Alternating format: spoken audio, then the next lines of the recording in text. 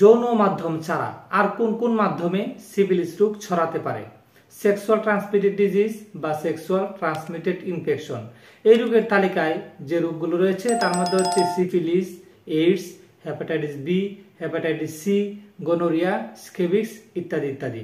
এই রোগগুলো যৌন মাধ্যমেই সবচেয়ে বেশি ট্রান্সমিশন হয় বা সবচেয়ে বেশি ছড়িয়ে থাকে, আর তাই এই রোগগুলোকে এসটিডি বা যৌনবাহিত রোগ বলা হয়। কিন্তু এই রোগগুলো শুধুমাত্র সেক্সুয়াল ট্রান্সমিশন বা যৌন মেলামেশা ছাড়াও আরো বিভিন্ন মাধ্যমে একজন থেকে অন্যজনে ছড়াতে পারে বা ছড়িয়ে থাকে। শুধুমাত্র সেক্সুয়াল কন্টাক্ট বা যৌন মেলামেশা ছাড়া আরো যেসব মাধ্যমে সিফিলিস সহ এইচআইভি বা এইডস রোগ, হেপাটাইটিস বি, হেপাটাইটিস সি এই রোগগুলো ছড়াতে পারে, তার মধ্যে হচ্ছে ভার্টিক্যাল ট্রান্সমিশন, অর্থাৎ কোনো মায়ের শরীরে যদি এই রোগগুলো থাকে বা এই রোগের জীবাণুগুলো থাকে তাহলে মায়ের পেটে থাকা বাচ্চারও এই রোগগুলো হতে পারে বা এই রোগগুলো হয়ে থাকে। নাম্বার 2 হচ্ছে ব্লাড ট্রান্সফিউশন, অর্থাৎ যে ব্যক্তির শরীরে এই রোগগুলো থাকবে বা এই রোগের জীবাণুগুলো থাকবে সে ব্যক্তি যদি অন্য কোনো সুস্থ ব্যক্তিকে কোনো কারণে রক্ত দেয় বা রক্তদান করেন তাহলে সুস্থ ব্যক্তিও এই রোগগুলোতে আক্রান্ত হয়ে যাবে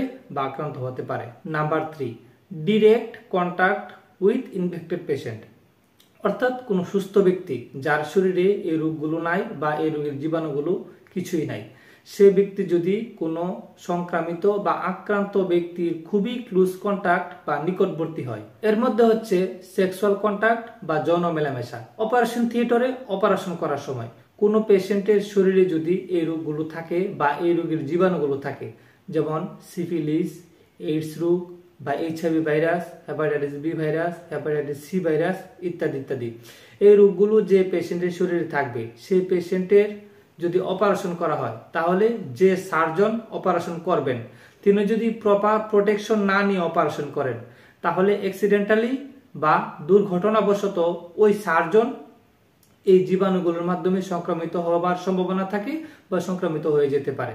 এরপর আক্রান্ত ব্যক্তির ব্যবহার করা ব্রাশ বা বেসওয়াক যদি কোনো সুস্থ ব্যক্তি ব্যবহার করেন, আক্রান্ত ব্যক্তির ব্যবহার করা ব্লেড, ইনজেকশন নিডেল, সিরিঞ্জ বা স্যালাইন সেট এগুলো যদি কোনো সুস্থ ব্যক্তি ব্যবহার করেন, আক্রান্ত ব্যক্তির সাথে যদি ডিপলি লিপ কিস করা হয় তাহলে এসব মাধ্যমেও সিফিলিস সহ AIDS, hepatitis B, hepatitis C এই রোগগুলো একজন থেকে অন্যজনে ছড়াতে পারে।